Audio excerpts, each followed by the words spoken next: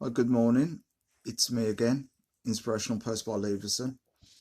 Right, this morning I just want to get straight into it, as I always say. What I want to talk about this morning is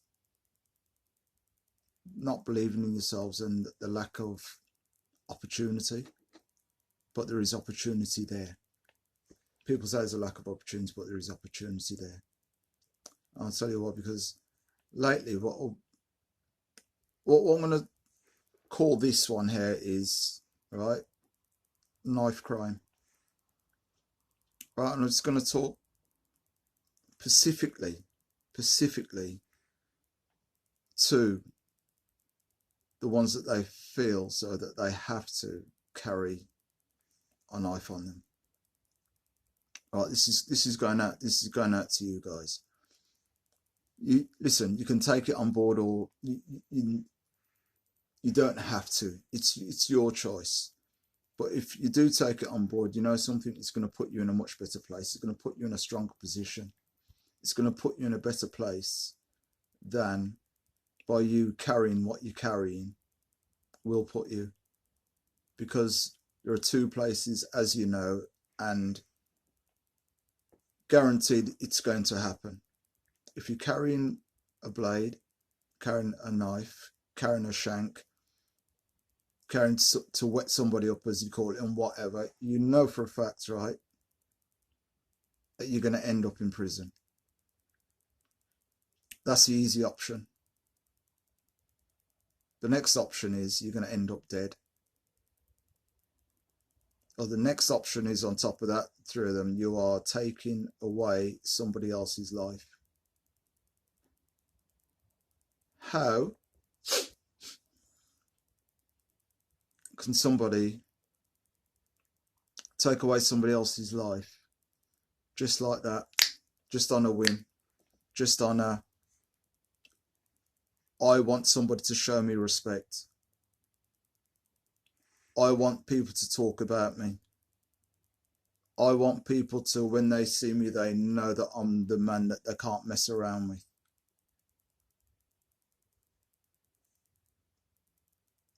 You are taking away whole families, whole generations. You're not just killing you, which you are if you get locked up. You're just killing yourself. You're killing the rest of your family. You're killing somebody else's family.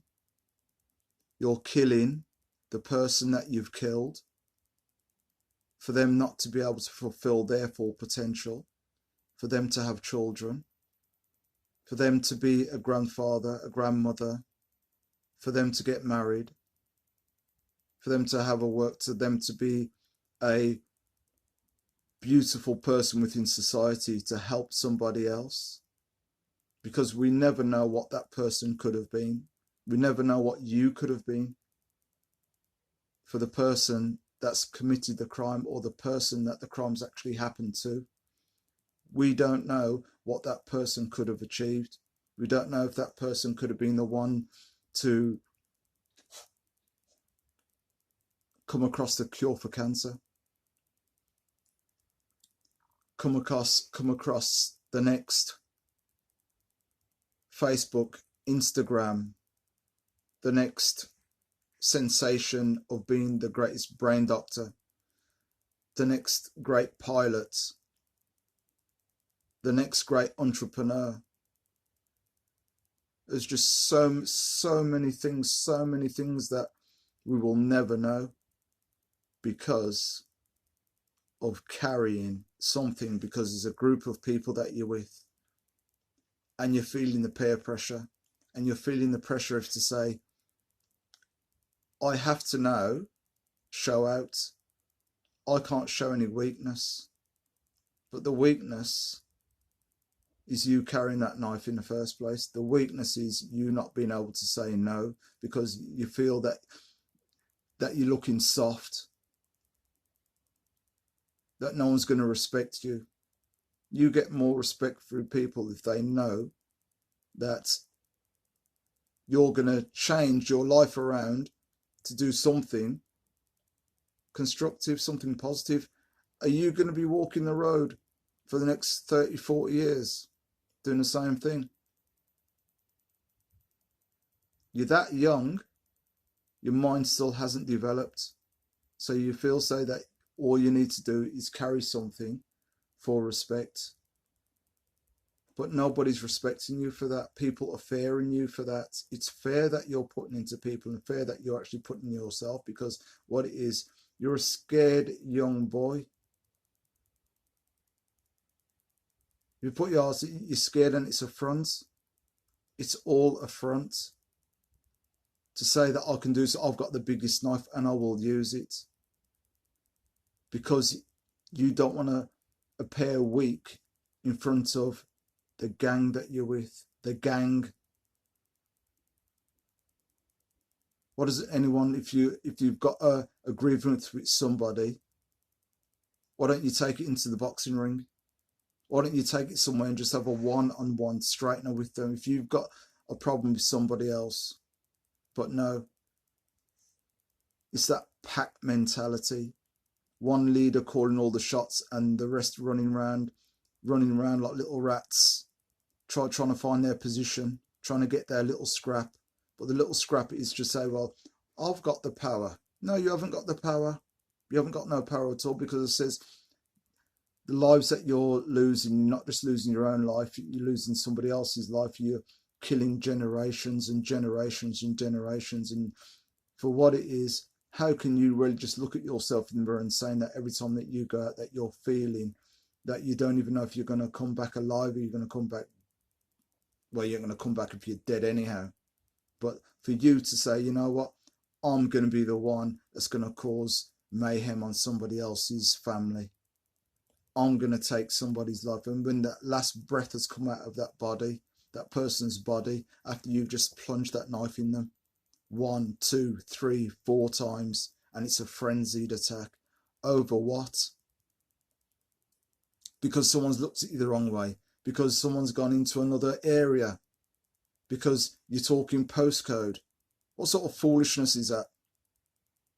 What sort of nonsense is that? How can you fight over something that doesn't belong to you? It does not belong to you. You are not getting any shares from it. You are not getting any shares. Nothing's going into your bank account from you saying that you're owning an area. I don't care if it's the drugs that you're selling because another man's come into your area. It doesn't make any sense. Find something positive to do with your life, because at the end of the day, you're destroying other people's lives. Not just your own, you're destroying other people's lives. But you know something, right? You know this anyhow, but you're scared, because what it is, you're scared of your friends. And then, are they really truly your friends? To feel say, yeah, that egg you on, yeah, hey, yeah, do him, stab him, wet him up, go on, do him. And where are they when you're locked up? How long are they going to be visiting you for? When you've taken someone's last breath. You've taken somebody's last breath from their body. Where are your friends then? So-called. Where's your posse? Where's all your homeboys? Where's your postcode then? Where's your shares from your postcode? Why can't you look at something? If you've got all that energy, wasted energy, as I'll call it, wasted energy, why isn't it that you can't put that energy into building yourself up as a respectable part of society? Why not for a respectable person to say, you know what, I'm going to build my own, I'm going to be the greatest that I can be. I'm going to build an empire. How can you build an empire with a knife in your hand? When you're just trying to cause fear on other people in packs, like hyenas, going in, taking a little piece, going in, taking a little piece in packs. And there's more to you than this.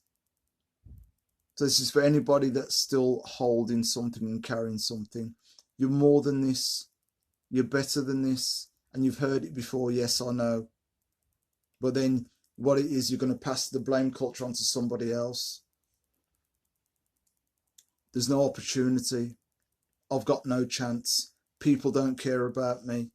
The government don't care about me. It ain't about the frigging government. It ain't about anybody else. It's about you. It's about you learning to understand that you've got to be aware of what you do and the cause and effects that happens. It ain't about nobody else. It's about your actions. And you knew this from when you were small. You knew this from when your parents were saying to you, you know something, you are who you hang with. If there's one murderer in that group and somebody's cleaning the hiding that, they're all murderers. When you're taking somebody else's life and then you're joking about it and you're laughing about it when you get together in that little small circle, but then you're just living in the smallest space. You're not expanding your mind to get out of this nonsense. You're not expanding your mind to go and travel. You're not expanding your mind. You're fighting over something that doesn't belong to you. You're fighting over respect that you haven't even got for yourself. How can you have respect for yourself when you're carrying something like that? It's a complete joke. Young people are dying. I don't know what the rate is, but I'm hearing different figures every day. That's all I'm hearing from every time I get in the car. I'm listening to it on the news. That's all I'm hearing. But there are some great, good people out there that are doing great things. The young people are out there, but all the media want to big up and drag up is all this foolishness that's going on, where you're taking somebody else's last breath. And now it's called an epidemic, and that's what they're throwing out there. That is the word, an epidemic. Epidemic is something that's that's spreading like wildfire. Because they think that you're wild and they think that you're animals. But you're better than that. So if you've got a knife, all I can say to you is put it down, pick up a book. Do something, put all your energy into something that's going to make you, make you the greatest man that you can be. Because at the minute you're just running around on foolish time. You're running around on borrowed time. You're running around on time of death and destruction and ripping families apart. Because it ain't just the person that you've killed, it's everybody else that's associated with that family. Everybody else that's associated with your family, your mother, your father, your brother, your sister, your uncles, your cousins. Everything that's there, but you want to run around and say that you're playing, I'm the big man. No, you're not the big man. You're just a small child running around with a knife in your hand, because anybody can pick a knife up and use it. Anybody. You could get a 3-year-old to do it and tell them what to do, because they're not going to know. They don't know any better. But you know better. You know, because you've known from when you were small certain things that you should and shouldn't do. Why don't you pick something up to invest in yourself, invest in your future, because you've got no future at the moment if you keep doing what you're doing. There'll be no future for you if you don't change the way that you are. You have to change the way that you are, and it doesn't matter about people saying, oh, he's gone soft. Go soft by not taking somebody else's life. Go soft by living and having a flourishing life. Go soft and say, you know what, my business, yeah, I've got my own business. Yeah, so I'm soft. There's nothing wrong with softness. There's nothing wrong with love. There's nothing wrong with humanity. There's nothing wrong with loving somebody else that looks like you. There's nothing wrong. Why is it that there's so many black kids are just killing black kids? We should all be coming together as one, because it's hard enough for us out there anyhow. So what the hell are you playing at? You don't think that the cards are stacked against us anyhow? And you can't do something about it? Of course you can. You've got opportunities to do it, because if you and your group, your gang, your posse, your boys, whatever you want to call it, your crew, get together and you talk about a plan of action to do something, but to do something in music, do something, whatever, I don't care what it is, but do something where you know that you're going to get money for it and you're building an empire and people want to be like you, not people that want to be in fear of you. Inspirational post by Leverson. I'm leaving it there. Think, man. Think. Think. Think. Think about the people that you're hurting and leaving for the last breath that you're taking. You're taking someone's last breath.